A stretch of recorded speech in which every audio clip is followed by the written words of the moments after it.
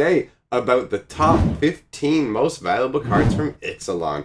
The cutoff of value for this video is $5, so there will be no cards worth less than $5, and it just so happens that there are 15 cards exactly, which gives us a nice even sounding number, even though 15 is an odd number, but the human brain works in an odd way that makes 15 feel even. So, even though I've said all that odd stuff, let's move on to the cards. Let's start out with number 15, Vona, Butcher of Megan. And I have to say, Vampire Conquistadors are a really cool idea. I never in a million years would have thought of something like that, but just, I mean, you think of like the Spanish conquistadors and they go and invade lands and things like that, but you've got vampire ones that have been around forever. Like Vona talks about how he's been around for 400 years. It's what I think is funny is the flavor text says these lands hold nothing that can stand against me except the lands. You can't destroy land permanents, so the land themselves can stand against you, which kind of amuses me. But either way, this is a really solid card.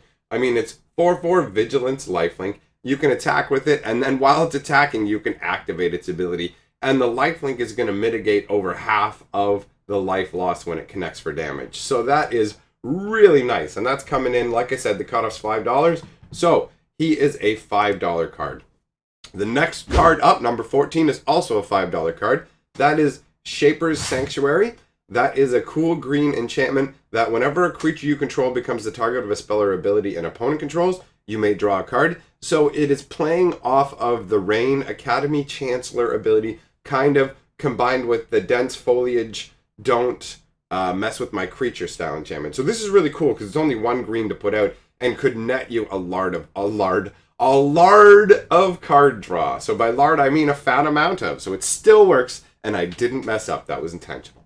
Number 13, Settle the Wreckage. This is also coming in at $5. This is a white instant that exiles all creatures that are attacking that are controlled by one player. So the player then gets to go ahead and get basic land cards. So essentially, it's a gigantic path to exile on one player who's attacking. It's really neat. And I mean, obviously in formats where people aren't playing as many basics, its power level goes right up. Because if they don't get to search for basics, then it's just exile their guys and they can hold their dick and cry. So, Settle the Wreckage coming in at 5 bones. After that, we've got Hostage Taker. That's number 12 on our list. $5. When it comes into the battlefield, you can exile an artifact or creature that's on the battlefield until Hostage Taker leaves the battlefield. And for as long as it's exiled, you can cast it. And you can spend your mana of any color. So it's really weird because every other card that removes one of your opponent's cards from the game and lets you cast it doesn't have this weird condition. Because here's the weird thing about Hostage Taker. If I kill your Hostage Taker before you manage to cast my artifact or creature, I'm going to get it back into play. I mean, really cool flavor-wise, too, because it really works where basically it's like you take the person as hostage, but then they stay with you, and it's the whole, like, oh, it's a charismatic pirate and the Stockholm Syndrome, and they end up joining your team. It's kind of really, really cool that way. So I like Hostage Taker a lot as a card. That is a $5 rare, as I had mentioned. Number 11 is the Dowsing Dagger / Lost Veil. So the Dowsing Dagger, when it comes into the battlefield, your opponent gets some green plant tokens, and that's because they need to slow down how fast you get to flip the Dowsing Dagger, because it's a really powerful card. Turning into the Lost Veil, the ability to tap for 3 mana of any color, is really explosive in terms of how fast it'll speed you up. So having it make the plant tokens, the card most likely, they tried it probably first without plant tokens or something like that and realized just how quickly it went off and had to tweak it to that level to make it feel more fair. But you can still easily wipe out a couple of plant tokens and get through with it. So no surprise, that is $5. It's one of the really cool flip cards. I really like the way they did that, where each of them leads to like a forgotten land that is generally really powerful. Like the next card that we're dealing with, the number 10 card, Search for Azcanta. That is the blue enchantment that you look at the top card of your deck, you can put it into your graveyard, and then if you have 7 or more cards in your graveyard, then you straight up get to flip it. So it's not hard at all to hit those conditions. And then it flips into Azcanta, the Sunken Ruin, which is a really sweet land that taps for blue mana and also lets you get cards into your hand. So it's extra card draw, essentially, but it's selective because you get to look at multiple cards from the top of your deck. On top of just the way that they made these lands look with the whole map aspect and everything of it. It's really cool. It's really neat that they make these different cards that all turn into lands, because there aren't very many cards that turn into lands. I believe that before this, there was just Zoetic Cavern, the morph creature that would turn into a land. So having permanents that switch from something into a land is really neat. Having those lands have really cool abilities and also be legendary lands is very flavorful. I'm a huge fan of these flip land cards. They're very cool. We have number 9, which is Dire Fleet Ravager. That's a $6 card, and it's pretty easy to see why. I mean, 5 mana gets you a 4/4 Menace Death Touch, and when it enters the battlefield, each player loses a third of their life. This is one of those cards that new players get afraid of because it hurts you as well and you lose part of your life. But what they don't realize is you control the circumstances of when this happens. You build your deck around it happening if you want to. Like, you're in control of it happening, so you're only going to play it in advantageous situations for you. This is a really solid card. I'm not sure exactly like what the black stuff's supposed to be coming off of his fist. Oh wait, never mind. It says in the flavor text, his fist fumes with the decay of death.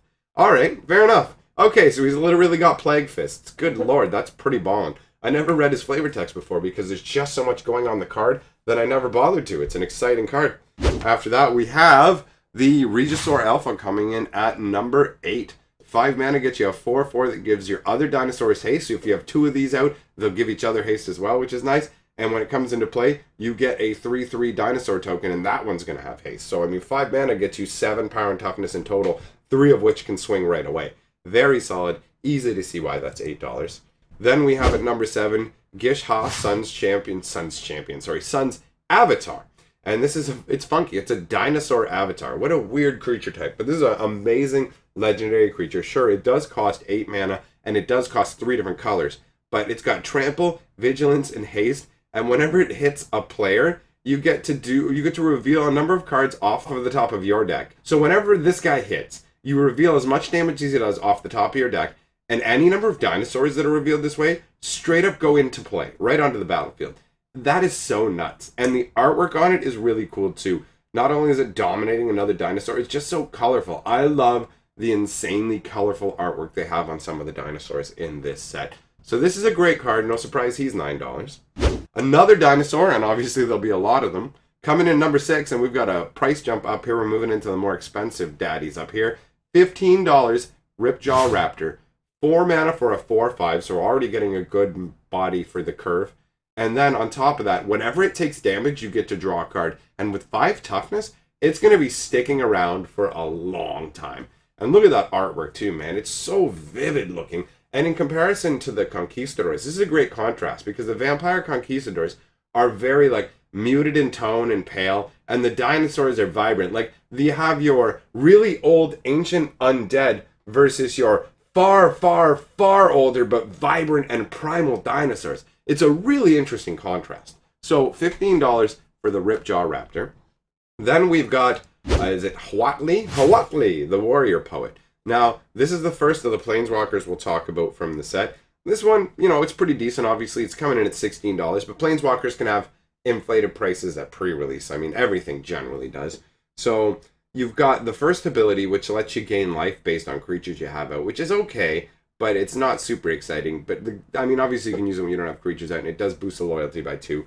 The second ability is nice because it straight up makes a 3/3 dinosaur that you can use to block. And the token actually has trample as well. You can block with it to keep the loyalty up on your Planeswalker or just increase your dinosaur count depending on your board position. The -X ability is nice as pinpoint removal. That's pretty solid. The way, especially the fact that instead of just doing it to one target, you can divide it up. That's really what's going to set this card apart in terms of its power level, because a lot of Planeswalkers that have the ability to remove a creature can only do like to one target at a time. So in this case, you would be able to swing with a bunch of creatures, and just having this out is really going to complicate the combat math for your opponent, because they're going to have to figure in, okay, now they can also remove up to X counters to do X damage divided any way that they want across it. I mean, if you've increased it just once with the loyalty increase ability, you're going to get to do 5 damage at most if you want to, in exchange for her to do across 5 points of different creatures if you want, or all on one. But either way, the versatility of this makes it seem like it may go up or may go down. I don't know. This one's on the fence to me. Either way. Moving on. We have Vraska, second Planeswalker we're going to talk about. 6 mana for a 6 loyalty Planeswalker. She currently is worth $17, so one more than Huali. Her first ability is great. It makes a pirate token with menace and gives +2 to loyalty. Absolutely love that. The second ability is great because it removes threats in terms of artifacts, creatures, or enchantments, and gives you a bit of a mana boost or extra artifact count if you need treasure for other reasons. And the ultimate ability is just bonkers, where it's like, oh, by the way, you're at 1 life now. That is so cool. This is a great card. Would not be surprised if this went up in value. Then we have Jace Cunning Castaway with this laughable, ridiculous artwork. Have a whole video talking about how absurd it is to have things like this ripped glove over. Anyways, I went into massive detail about how absolutely ridiculous the flavor and artwork behind this card is. In terms of value, it's an $18 card. And since I said so much about it in the other video, we'll just move on to the next card. Carnage Tyrant. Oh man, look at this thing. $20. And not surprising, this thing is really aggressive. 6 mana for a 7/6. It cannot be countered, and it's trample and hexproof. So they can't counter it to stop it from getting out. When it hits the board, they can't target it with removal. It's 7/6, which is going to make it really difficult to block. It's for the mana cost, it's really aggressive. So this is unsurprising that it's worth $20, but it is rare to see something so simple as such a valuable card. I mean, there's not a lot of complexity to this card. This is really just a big dinosaur smash card, and it's cool that they decided to push aggressive dinosaurs to this level, where we are seeing at the top here in terms of creatures, the most valuable creature in the set is a big smashy dinosaur. And the most valuable card in the entire set, which will surprise nobody who is aware of its existence, is Growing Rights of Itlimoc, because it turns into a Gaia's Kratos, essentially. So when it enters the battlefield, you look at the top 4 cards of your library, you can reveal a creature card from it, and from those 4, and put it into your hand. So that's pretty solid right there in terms of like, okay, it'll just grab me a creature. And then all you have to do to be able to flip it has 4 more creatures. And when you hit those conditions, then it turns into a Gaia's Cradle. Now, this one may actually drop in value quite a bit. I'm not sure, because a lot of its value is going to be based on standard, really. I mean, foils and things like that will stay higher probably for commander desirability.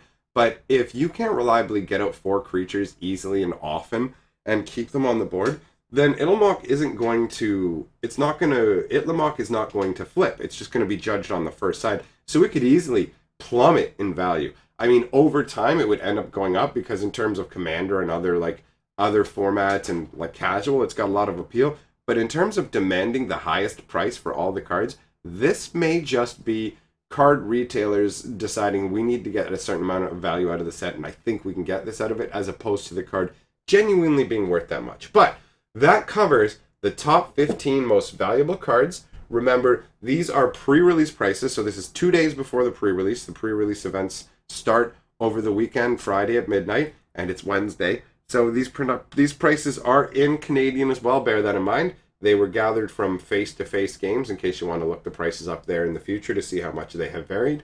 So, thank you for tuning in and checking this out. I hope that it was of use. These videos were made so that people who don't know that much about the game don't go to pre-releases and end up being taken advantage of, because I've seen that happen far too often. So this at least gives you an idea of everything to be aware of. And in terms of uncommons, there's only one uncommon you need to be aware of in the entire set, and that's the Unclaimed Territory, where you pick a creature type when it comes out, and it taps for either colorless mana, or it taps for a mana of any color that can be used to cast the creature type that you selected. So that's worth $250. It's the only uncommon in the set that has any real value. Other than that, those are the top 15 rares.